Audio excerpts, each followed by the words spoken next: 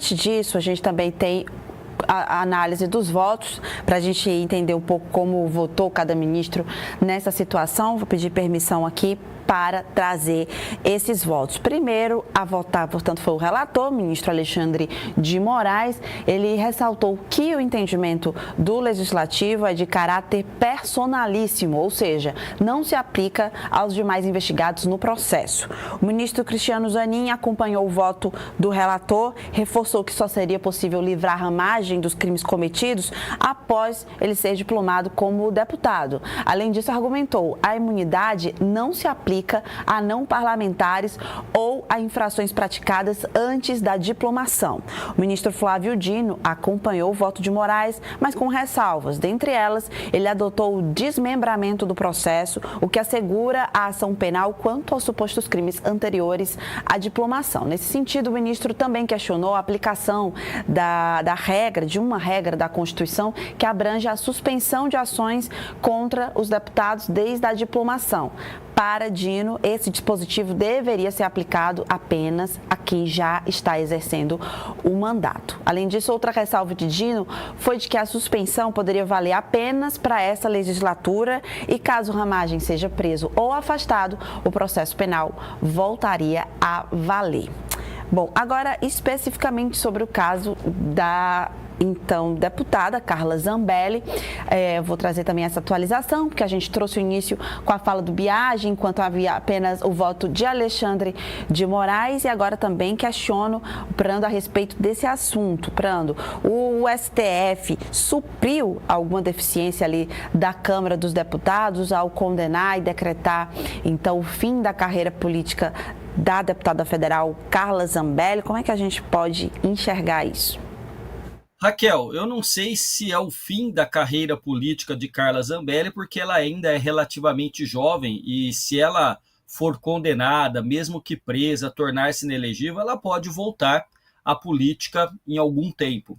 A grande questão, Raquel, e eu lhe convido novamente a refletir comigo e o telespectador, de qual perspectiva, dentro da legalidade, das leis, que uma deputada contrata um hacker para invadir um sistema, colocando informações falsas e acreditar que isso não geraria consequências. De que perspectiva a deputada, como fez, e isso você deve saber, e os telespectadores também sabem, o ex-presidente Bolsonaro, ele não costuma assumir muito responsabilidades pelos seus erros, ele sempre delega as responsabilidades, né? E ele acredita que um dos elementos, né, dos fatos que levou à sua derrota foi Carla Zambelli ter sacado uma arma aqui próximo de casa, né, aqui em São Paulo, na região dos Jardins, eu estou mais próximo do centro, mas sacar uma arma e de arma em punho perseguir um adversário político, alguém que discordava dela. Então, veja, a situação dela é uma situação que, embora a Câmara dos Deputados até o momento não tivesse tomado medidas mais duras, não é? O judiciário, ele age quando provocado, não é? Então, sendo a justiça provocada, tem este julgamento.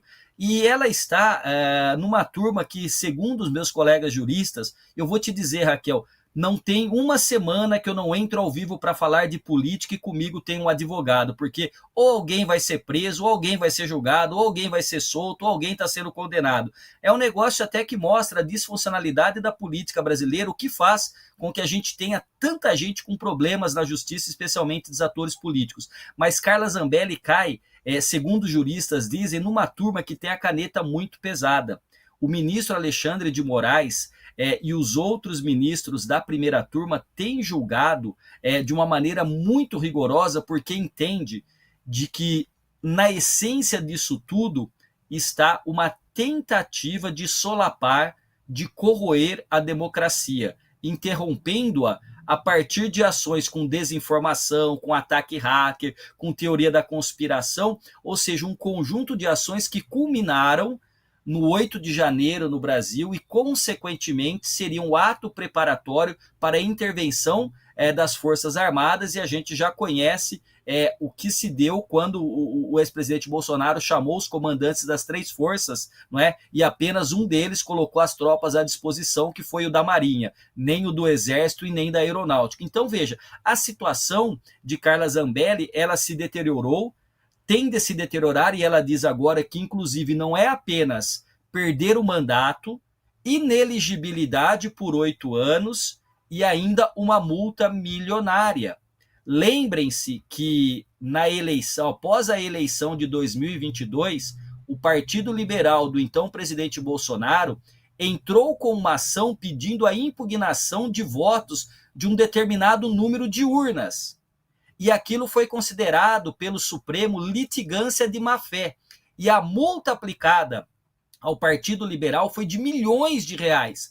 E aí o pessoal achou, né, que aqueles 22 milhões de reais fossem alusivos ao número do PL. Depois eu fui descobrir, estudando e lendo o livro do ministro Alexandre de Moraes, que na verdade é a tese de livre docência, salvo o melhor juízo, que ele aplicou à Universidade de São Paulo, defendida na Universidade de São Paulo, que existe um cálculo para cada fake news, para cada urna que foi colocada. Então, Carla Zambelli tem uma situação dificílima, Raquel, porque veja só, condenação a regime inicialmente fechado, perder o mandato, teve que pagar uma multa e ainda ficar inelegível. Por isso que eu disse no começo, e eu reforço aquilo que disse, muitos desses políticos acreditaram numa realidade paralela, entraram em dissonância cognitiva, tendo a crença de que Bolsonaro seria reeleito e que estas ações não teriam consequências. Elas terão para o próprio ex-presidente e para este núcleo duro do bolsonarismo, que na verdade não quis jogar o jogo dentro das regras, com a democracia, porque tem algo que é muito importante a gente ressaltar, e eu já te passo a palavra para não me alongar muito, tem algo muito importante que é o seguinte, o poder é do povo. O povo é soberano e titular do poder, e este poder é delegado por meio do voto aos políticos. Nós os escolhemos. Agora, o político, sendo representante do povo na sua diplomação, Raquel, ele jura proteger e cumprir a Constituição brasileira. O que significa que você não pode, de uma certa maneira, usar a prerrogativa parlamentar para atacar o Estado, a democracia pelo qual você foi eleito. Então não tem conexão lógica, isso é até uma discussão de um paradoxo, né? uma famosa discussão, mas enfim, você não pode ser tolerante com aqueles que são intolerantes em relação à democracia, porque sem democracia não tem parlamento. A política, Raquel, existe para que as contradições, as discordâncias, o dissenso, os problemas sejam resolvidos pelo diálogo, dentro das instituições e à luz da legalidade, não contra as instituições, pela força e dentro da ilegalidade.